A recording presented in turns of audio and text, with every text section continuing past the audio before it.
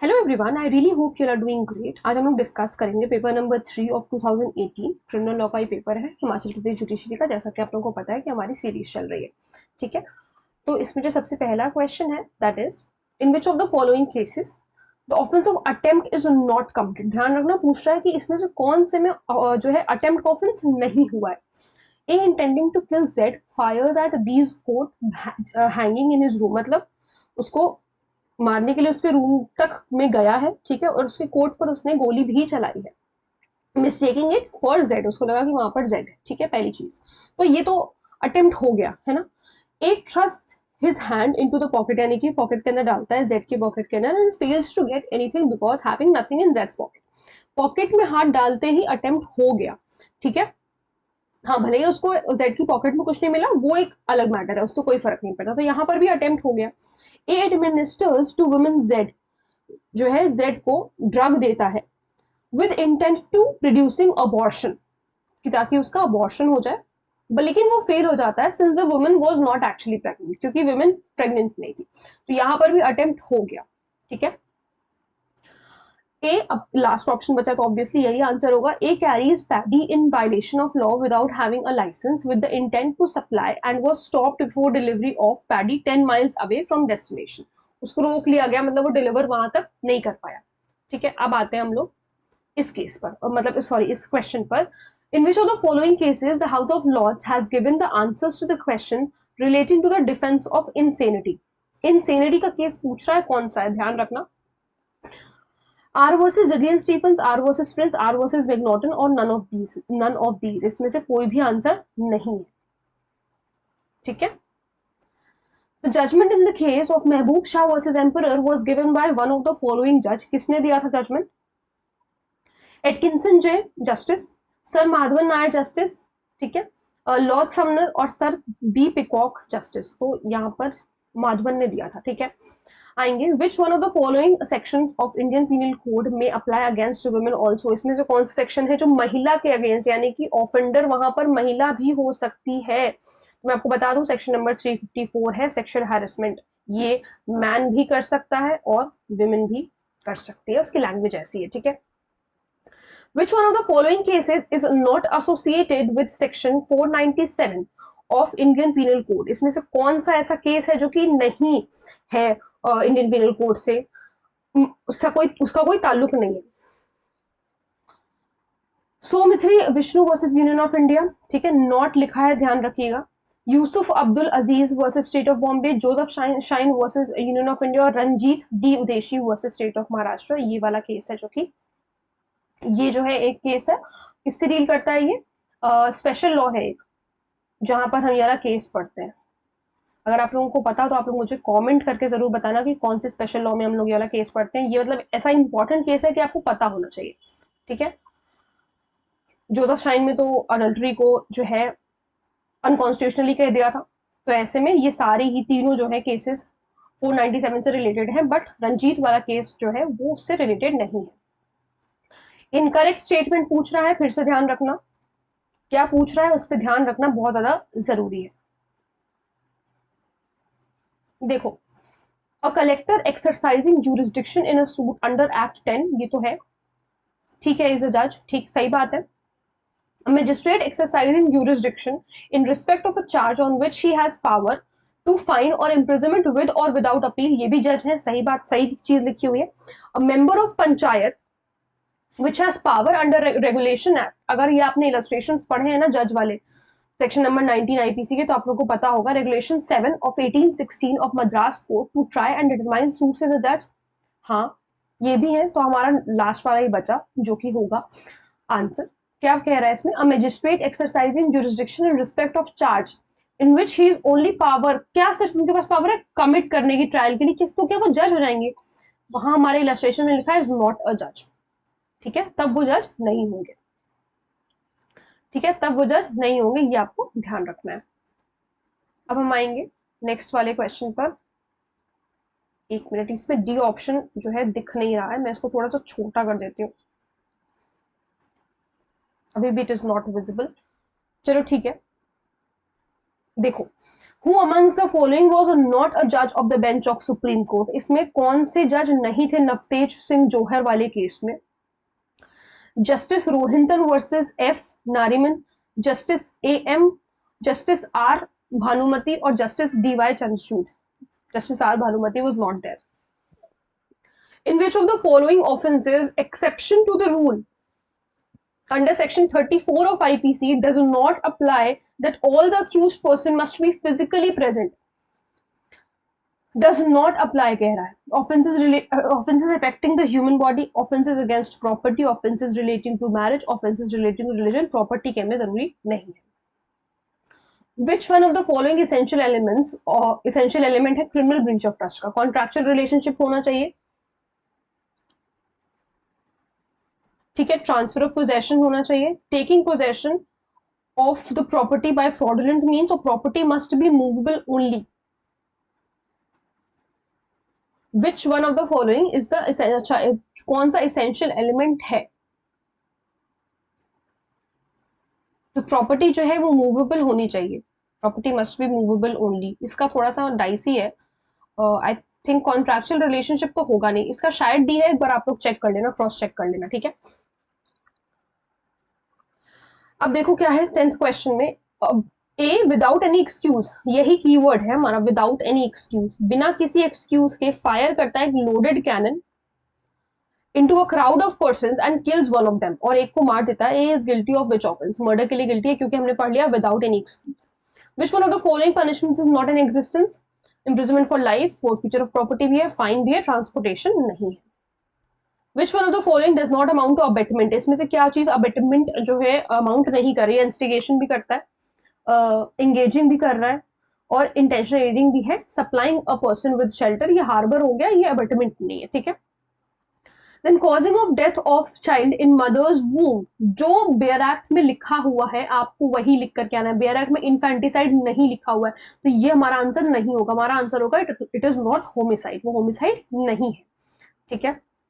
Now, in which one of the following cases the Supreme Court had struck down Section 309 IPC?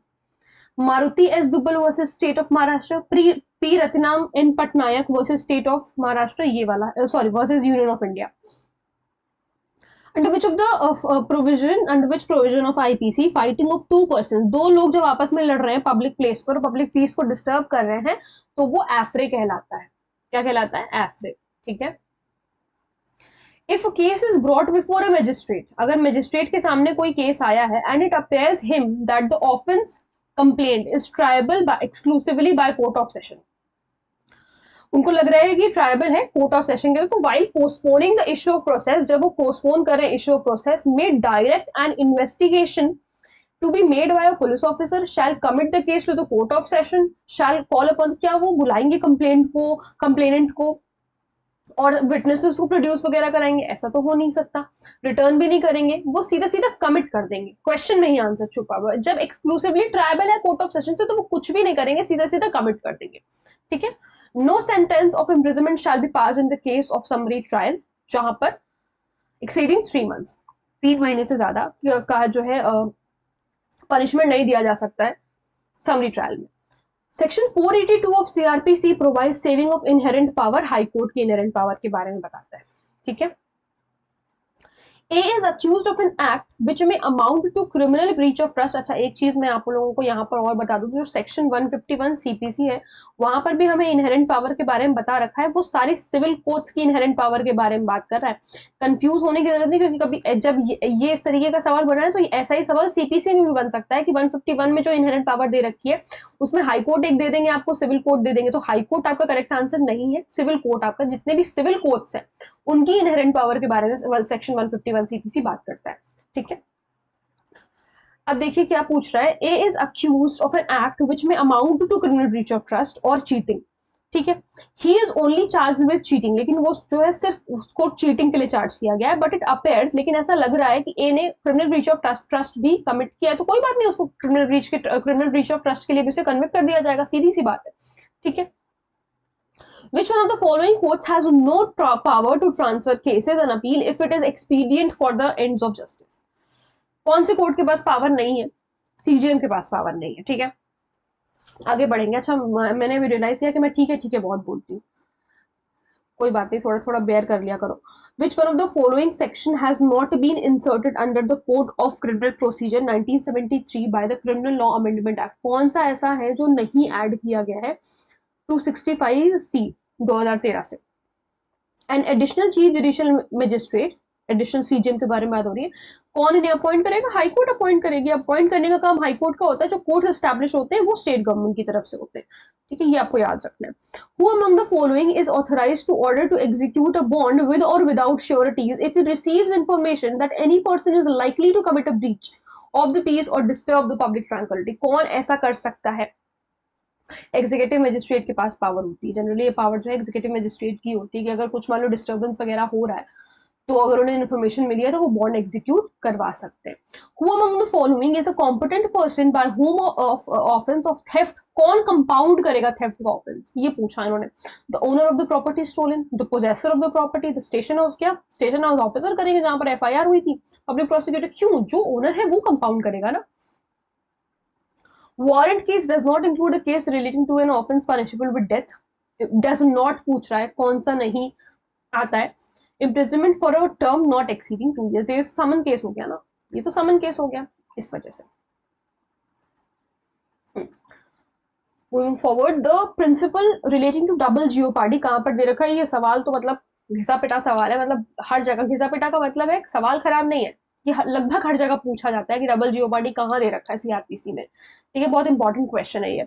In case of an offence which is punishable with imprisonment for a term exceeding 1 year, लेकिन 3 साल से ज्यादा exceed नहीं कर रहा। ध्यान रखना, 1 साल से ज्यादा तो ऊपर है लेकिन 3 साल से नीचे ही है। The period of limitation for taking cognizance कितना होगा? 3 साल, ठीक है। और अगर 3 साल से ऊपर का मान लीजिए कोई ऑफेंस है तो कोई लिमिटेशन ही नहीं है, ये बात आपको ध्यान रखनी है, ठीक है। कौन से सेक्शन में दे रखा है limitation bar of taking cognizance, बताना मुझे। Framing of formal charge shall not be necessary.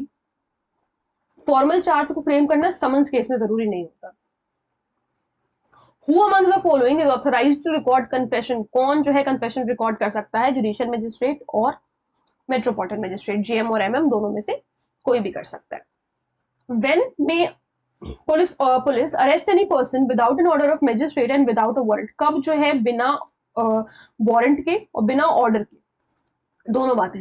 If person concern it's non cognizable offence, नहीं, पहले ध्यान रख लो कि अपने दिमाग में जब सवाल आया है तो याद कर लो कि इससे रिलेटेड हमने क्या पढ़ा था। कॉग्निजेबल ऑफेंस में कर सकते हैं, ठीक है, और नॉन बेलेबल में कर सकते हैं। नॉन सॉरी कॉग्निजेबल ऑफेंस में ही वो जो है अरेस्ट कर सकते हैं और किसी तरीके से वो अरेस्ट नहीं कर सकते।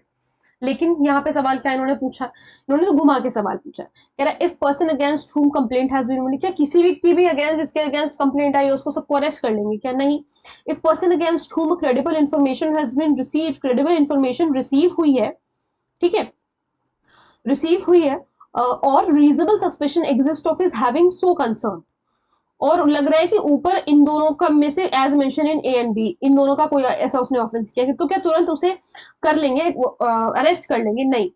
If person against whom credible information has been received or reasonable suspicion exists that the person has committed a cognizable offense with not less than 7 years, 7 साल से कम तक का तो उसने कोई ऑफेंस किया ही नहीं है, वो क्रेडिबल इंफॉर्मेशन कॉग्निजेबल ऑफेंस है, यहां से भी आप इसे पकड़ सकते हो। Which one of the following punishments may be awarded in case of dishonor of check for insufficiency under the Negotiable Instrument Act? With fine which may extend to twice the amount of check होता है, ठीक है, same नहीं होता, unlimited नहीं होता, twice the amount of check होता है। अब इन्होंने पूछा है which one of the following is incorrect, गलत कह रहा है क्या है, to the offence committed under section 138 of negotiable instrument act. Presentation of cheque to the bank and returning the cheque unpaid, ये तो होना ही चाहिए। Giving notice in writing to the drawer of, हाँ ये भी होना चाहिए। Drawer must have guilty intent, क्या ड्रॉर का गिल्टी इंटेंट जरूरी होता है क्या? नहीं, कोई जरूरी नहीं है कि ड्रॉर का गिल्टी इंटेंट हो। Which one of the following sections provides presumption in favor of holder? देखो 138 में बता रखा है कि इनसफिशिएंसी होगा फंड्स वगैरह का, कोई डेट या लाइबिलिटी है तभी जो है ऑफेंस वगैरह बनता है नेगोशिएबल इंस्ट्रूमेंट एक्ट में। और 130 उसकी जस्ट एक सेक्शन बाद ही बता रखा है कि प्रिजम्पशन जो है होल्डर के फेवर में कैसी दी जाएगी, ठीक है। The word company explained under section 141 of negotiable instrument act does not mean any person acting as a banker, कोई भी बंदा जो बैंकर की तरह एक्ट कर रहा है वो कंपनी के कैटेगरी में नहीं आएगा. Find out the correct statement in respect of the provisions of section 142 of NI act. Judicial magistrate of second class shall try any offence. के जुडिशियल मजिस्ट्रेट कोई भी ऑफेंस ट्राई कर लेंगे? नहीं. करेक्ट पूछ रहा है ना? हाँ, एक सेकेंड. हाँ, correct statement. No court shall take cognizance of any offence punishable, जब तक कि कंप्लेंट नहीं आ जाती in writing by the pay. यही आपका सही आंसर है, जब तक कि कंप्लेंट इन राइटिंग नहीं हो जाती है एनआई एक्ट में अपने आप से, मतलब कि कोर्ट का ऐसा कोई सुओ मोटो कॉग्निजेंस कोर्ट नहीं ले सकती, ये बात ध्यान रखना है. अब एक्साइज एक्ट के क्वेश्चन है. बियर कहां पर डिफाइन, यहाँ पे स्पेलिंग मिस्टेक है, बियर कहां पर डिफाइन कर रखा है? 2A में. हाँ, clause. The term permit, as defined under HP Excise Act, means an order passed by the appropriate authority, a license granted under this act, a judgment given by the court of law. No objection statement होता है. अगर आपको इतना भी याद है तो चल जाएगा. NOC टाइप का होता है, कुछ भी आप कह सकते हो. When the financial commissioner may not cancel license under section 30, कब जो है फाइनेंशियल कमिश्नर जो है लाइसेंस कैंसिल नहीं करेगा? If the licensee is transferred, licence is transferred or sublet by the holder without the permission, तो यहाँ पे तो कैंसिल कर सकता है ना, बिल्कुल कर सकता है. इफ एनी एक्साइज ड्यूटी और other duty payable by the holder, नहीं अगर ड्यूटी पे करी तो भी कैंसिल कर सकता है. If the holder is elected as, ये देखते हैं, if the holder is convicted of any offence under HP excise act or any act specified under clause D of section 29, इसमें भी कर सकता है. अगर वो लेजिस्लेटिव असेंबली का, ये लोकल बॉडीज का अगर मेंबर इलेक्ट हुआ है तो वहां पर कैंसिल करने की कोई बात नहीं आती. अब देखो, the HP excise act provides provision of punishment not less then 3 years and the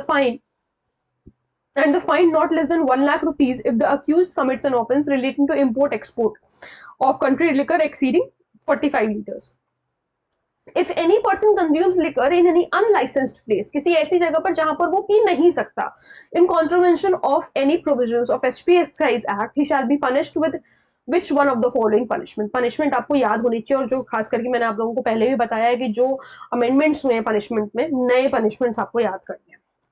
अब ये वाली जो 45 लीटर वाली, इसमें भी चेंज हुआ है तो ध्यान रखना उस चीज को. With imprisonment of for a term which may extend to 3 months, with fine which shall not less than 2000 rupees, और 10,000 रुपए तक का जाएगा अगर किसी अनलाइसेंस जगह पर पिया. और विद फाइन जो कि 1 साल, सॉरी 1000 रुपीज या 5000 रुपीज. देखो, ये वाला आपका करेक्ट आंसर है, ये वाला भी मामला है, लेकिन अगर आपने न्यूसेंस क्रिएट किया तो,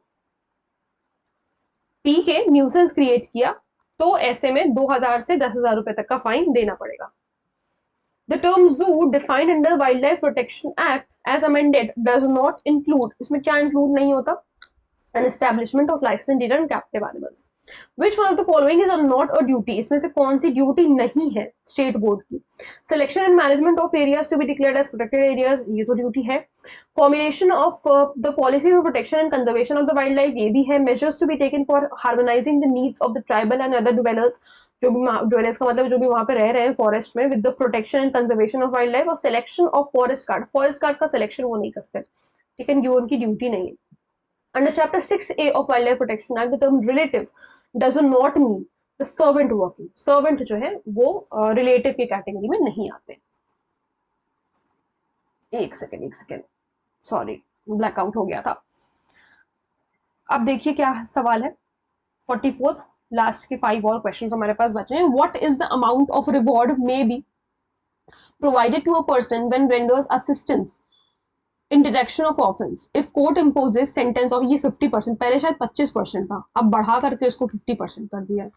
ये कौन से अमेंडमेंट से है?